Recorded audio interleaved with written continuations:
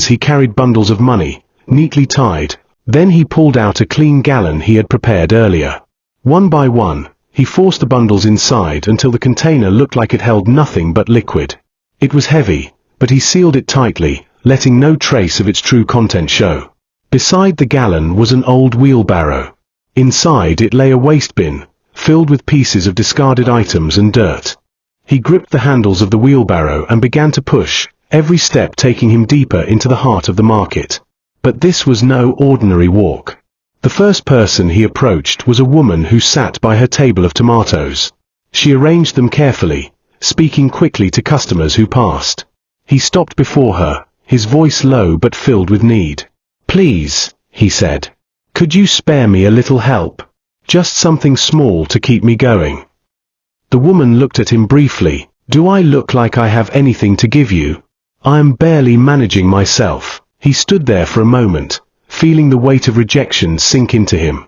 But he said nothing, only nodded and moved on.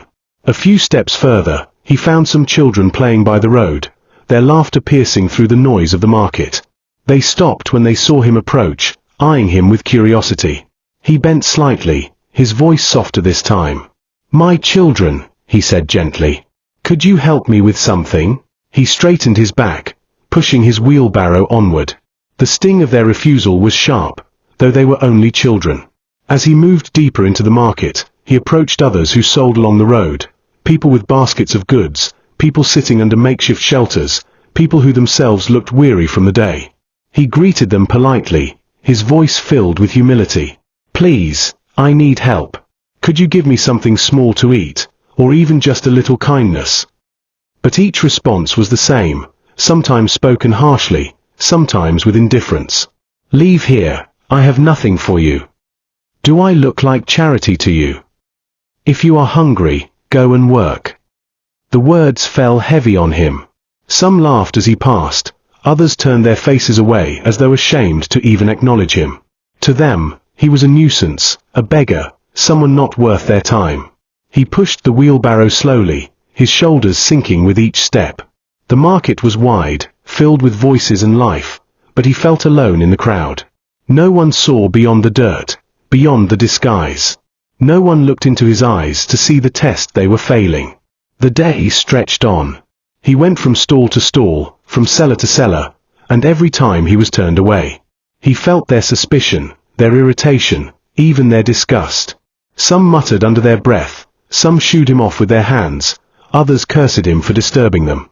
And yet he kept moving. Not once did he reveal what he carried. Not once did he let anger rise in him. This was not about their words, it was about their hearts. And so far, he had seen none willing to show kindness. Hours passed, the sun beating down on him, his body growing weary. He wiped his forehead, pushed forward, and wondered how many more would fail this silent test. As the sun dipped lower, his presence in the market became more noticeable. Whispers followed him as he walked, people pointing at his wheelbarrow, laughing at the sight of him moving with a waste bin that seemed heavier than it should. Some began to mock openly. "Look at him, roaming about with trash. Madman, go away from here. Don't let him come near, he might bring bad luck." He ignored them, but the noise grew louder. The crowd's patience thinned. Some shouted at him to leave, others raised their hands as though ready to strike if he came closer. "Go back to where you came from," one man yelled. "You're disturbing business," another added. When he tried to approach a small group seated under shade, they leapt to their feet, chasing him off. One threw a stone that missed him narrowly, another kicked at his wheelbarrow. "You don't belong here," they shouted. "Get out before we deal with you." His heart pounded, but he said nothing. He held on to the handles of the wheelbarrow and moved away quickly. The crowd behind him laughed, calling him names, their voices filled with scorn. Still, he pressed on.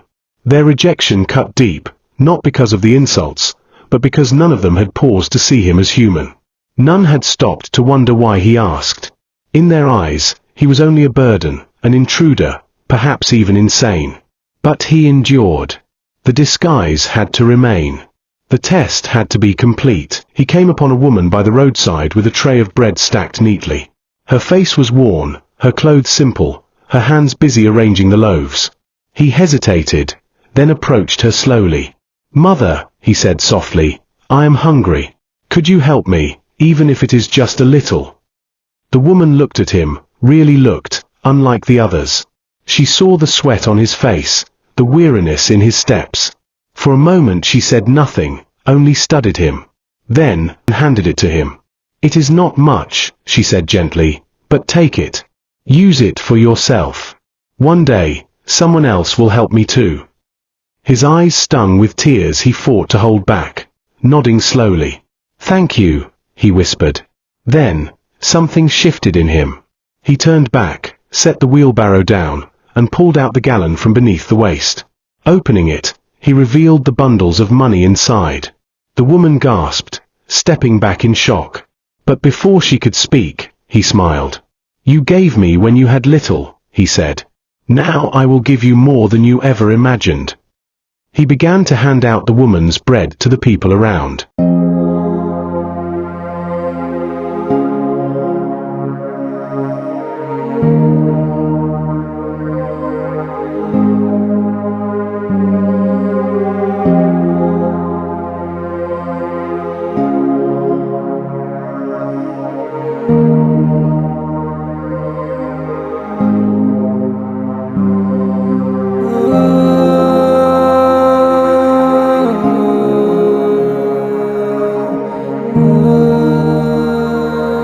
The crowd, once mocking, now gathered in awe, accepting the loaves with wide eyes and murmurs of disbelief. He gave until the tray was empty, then turned to the woman and placed a huge sum of money into her trembling hands. Her knees buckled, tears streaming down her face. She tried to speak, but her voice broke. He steadied her gently. "You showed kindness," he said softly. "And kindness never goes unrewarded." The market fell silent, all eyes on him. The same people who had laughed, rejected, and cursed now stood in shame, their faces lowered. The woman wept openly, clutching the money as though afraid it would vanish.